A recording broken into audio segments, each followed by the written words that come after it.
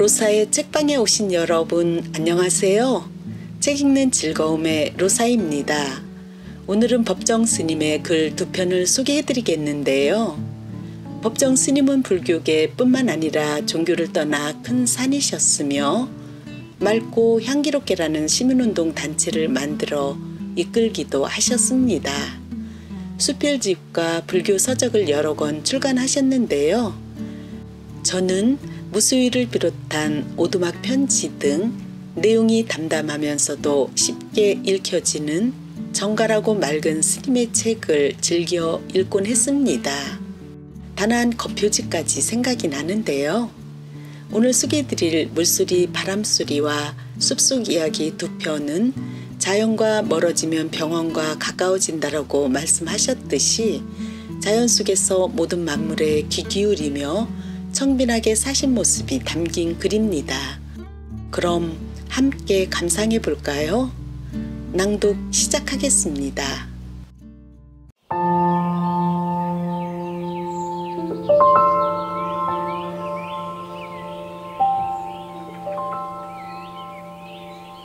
물소리, 바람소리, 법정. 불이람에서는 바람소리를 들으면서 살았는데 새로 옮겨온 이곳에서는 늘 시냇물 소리를 들어야 한다. 산 위에는 항시 바람이 지나간다. 그러나 낮은 골짜기에는 바람 대신 시냇물이 흐른다. 물소리, 바람소리가 똑같은 자연의 소리인데도 받아들이는 느낌은 각기 다르다. 숲을 스치고 지나가는 바람소리에 귀를 기울이고 있으면 때로는 사는 일이 허겁게 여겨져 훌쩍 어디론지 먼 길을 떠나고 싶은 그런 충동을 느낄 때가 있다. 그리고 폭풍을 하도 휘몰아치는 날이면 스산하기 그지없어 내 속은 거친 들녘이 된다.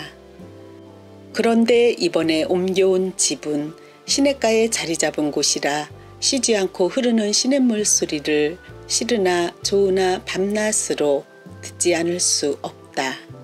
처음 며칠 동안은 더구나 비가 내린 뒤라 그 소리에 여간 마음이 쓰이지 않았는데 이제는 무심해져서 별로 거슬리지 않는다.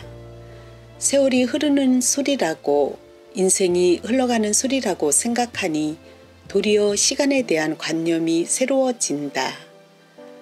바람소리가 때로는 까칠까칠 메마르고 허전하게 들리는 것과는 달리 물소리는 어딘지 촉촉하고 풍성하게 들리는 것 같다.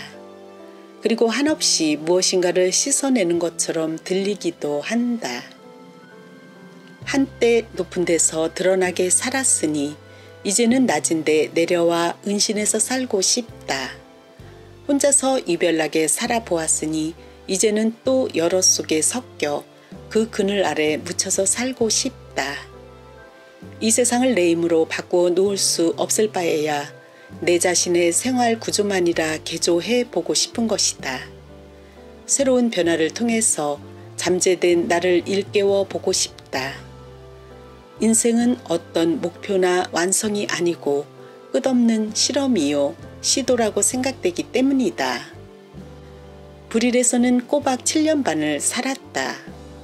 막상 떠나려고 하니 우선 부처님한테 미안하고 서운한 생각이 들었다.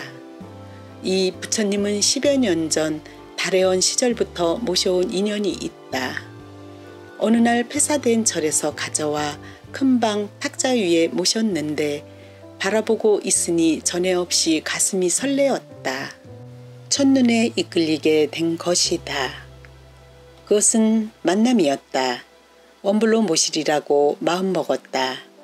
고불은 아니지만 단아한 모습이 마음에 들었다. 달해원에서 불이람으로 옮겨올 때 다른 집은 짐칸에 실었어도 이 부처님만은 곁자리에 조심스레 모시고 왔었다.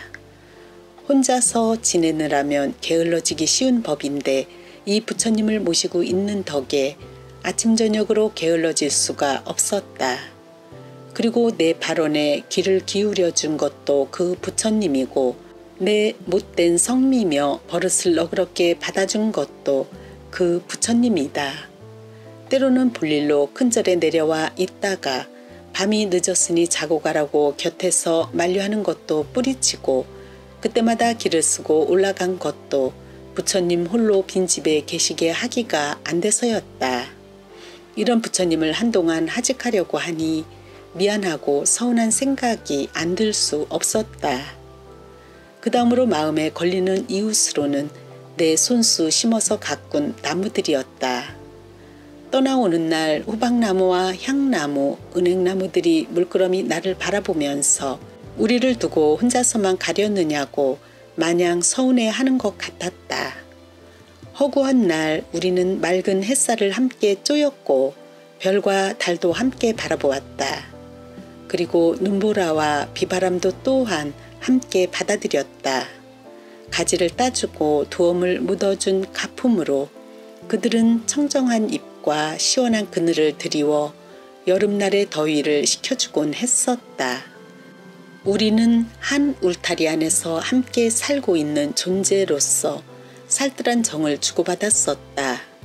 나그네 길을 떠나기 위해 행장을 챙길 때에도 흔히 느끼는 일이지만 이번에도 혼자서 이삿짐을 주섬주섬 싸고 있을 때 문득 시장기 같은 것을, 허로운 존재의 본질 같은 것을 느낄 수 있었다.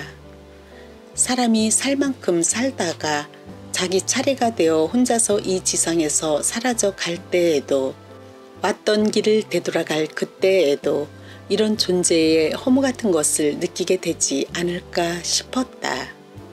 남의 집 새빵 신세를 지면서 여기저기 이사를 다녀야 하는 사람들의 고달프고 쓸쓸한 심정을 얼마쯤은 이해할 것도 같았다. 내 자신의 경우는 스스로 선택해서 옮겨가는 것이지만 자기 집이 없는 사람들은 집주인의 눈치를 보면서 살아야 하고 집을 비워달라는 말 한마디에 기가 죽어 다시 또 이삿짐을 주섬주섬 꾸릴 때 그 막막하고 고달픈 심경을 조금은 이해할 것 같았다. 그러니 내 집 마련을 위해 온갖 희생을 무릅쓰고 그토록 열심히 살려고 하는 것이 아니겠는가. 내가 몸담고 살아갈 주거 공간을 내 식으로 고치느라고 며칠 동안 분주히 보냈다. 엉성한 전기 배선을 안전하게 다시 하고 다락도 말끔히 치워 새로 도배를 했다. 후원의 수각에서 파이프를 연결하여 마당 한쪽까지 수도를 끌어들이고 개울에서 넓적한 돌을 주워다 빨래터도 하나 만들어 놓았다. 더운 물을 쓸 수 있도록 군불지피는 아궁이에 솥을 걸었더니 불이 잘 안 들었다. 다시 뜯어내어 이맛돌을 낮추어 걸었다. 이제는 활활 잘 든다. 굴뚝도 그전보다 높였다. 절에서 흔히 말하는 목연탑을 세운 것, 나무 타는 연기가 나오는 굴뚝이라고 해서 장난삼아 그렇게들 부른다. 대밭에서 서너 발 되는 장대를 베어다 앞마당에 빨랫대로 걸어두었다. 헛간에서 헌 판자를 주워다가 또닥또닥 손놀림 끝에 한자 높이의 보조 경상도 하나 만들었다. 방안벽에 대못을 2개 박아 가사와 장삼을 걸고 반쯤 꽃이 핀 동백꽃가지를 꺾어다 백자 지통에 꽂아 놓으니 휑하던 방 안에 금세 봄 기운이 감도는 것 같았다. 그리고 임재 선사의 어록 중에서 좋아하는 한 구절, 즉시 현금 갱무 시설이라고 쓴 족자를 걸어 놓으니 낯설기만 하던 방이 조금은 익숙해졌다. 바로 지금이지 다시 시절은 없다는 말. 한번 지나가버린 과거를 가지고 되씹거나 아직 오지도 않은 미래에 기대를 두지 말고 바로 지금 그 자리에서 최대한으로 살라는 이 법문을 대할 때마다 나는 기운이 솟는다. 우리가 사는 것은 바로 지금 여기다. 이 자리에서 순간순간을 자기 자신답게 최선을 기울여 살 수 있다면 그 어떤 상황 아래서도 우리는 결코 후회하지 않을 인생을 보내게 될 것이다. 밤이 깊었다. 법당에서 삼경종을 친 지도 한참이 되었다. 다시 들려오는 밤 시냇물 소리, 마치 비가 내리는 소리 같다. 잠시도 멈추지 않고 시냇물은 흐르고 또 흘러서 바다에 이른다. 우리들 목숨의 흐름도 하빌의 바다를 향해 그처럼 끝없이 흘러갈 것이다.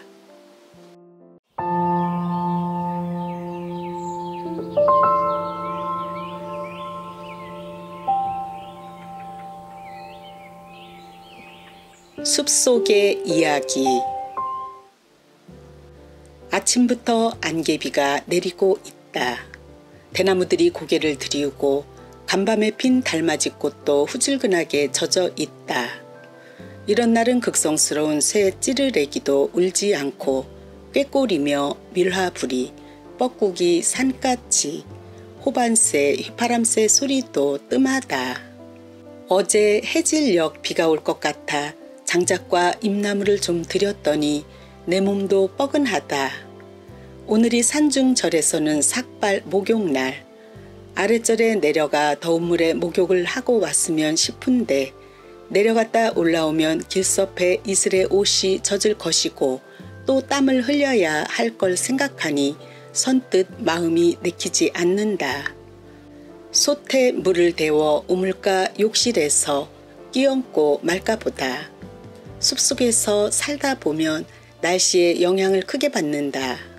눈이 부시게 푸르른 날은 기분도 상쾌하여 사는 일 자체가 즐겁지만 비가 오거나 바람이 거세게 부는 날은 심신이 더불어 무겁고 저조하다. 숲속에서 함께 살아가는 새나 짐승들도 마찬가지다. 감정이 있는 유정들이라 사람이나 짐승이 크게 다를 바 없다. 때로는 그 정을 나누며 가까이 하다가도 발걸음이 뜸해지면 까맣게 잊은 채 관계의 줄이 느슨해진다. 눈에서 멀면 마음에서도 멀어지게 마련이니까. 며칠 전에는 이런 일이 있었다.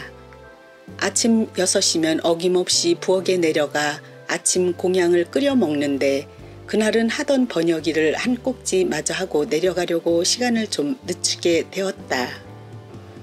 6시 반쯤 되어 누가 덧문을 두들겼다. 이른 아침에 웬 놈이 또 찾아왔는가 싶어 마루로 나가 덧문을 열었더니 다람쥐란 녀석이 뽀르르 덧문에서 내려 깡충 뛰어갔다. 아침마다 똑같은 시간에 문을 열다가 그날 아침은 좀 늦었더니 숲속의 한 식구인 다람쥐가 웬일인가 싶어 문을 두들긴 것이다.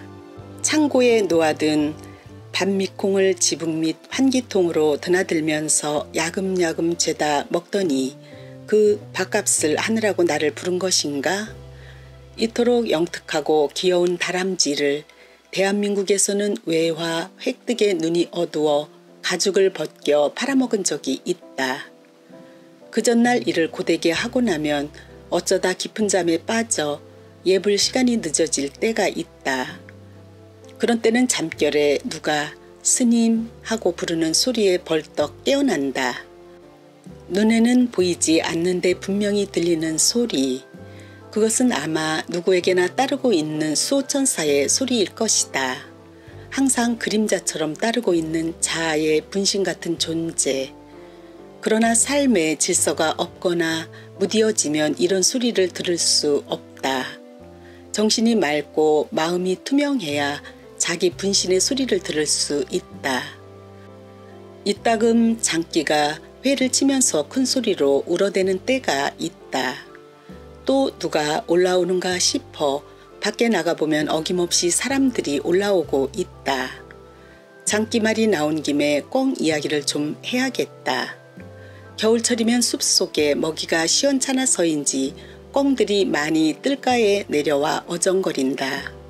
처음에는 먹이를 뿌려주어도 저만큼서 바라보기만 하지 선뜻 다가서려고 하지 않는다. 내가 몸을 비껴주면 그때야 와서 주워 먹는다. 사람을 못 믿어 하는 모양이다. 이렇게 조금씩 길을 들이다 보면 까투리는 내 발뿌리에까지 와서 마음 놓고 쪼아 먹는다. 그러나 장기는 여전히 바라보고만 있다. 어쩌다 밖에 나가 며칠 만에 돌아오면 나를 보자마자 까투리들은 우르르 몰려든다. 이렇게 되면 모든 일을 제쳐두고 그 애들 먹이부터 먼저 뿌려주어야 한다. 이런 꿩들이 며칠 동안 안 보이면 몹시 궁금하다. 혹시 매한테 채여가지나 않았는가, 혹은 다른 짐승한테 물려가지나 않았는가 싶어서다. 한동안 까투리고 잠기고 전혀 보이지 않더니 요 며칠 전에 대숲 속에서 병아리만한 새끼 꿩들이 5-6마리 몰려가는 것을 보았다. 그동안 알을 품느라고 보이지 않았던 것이다.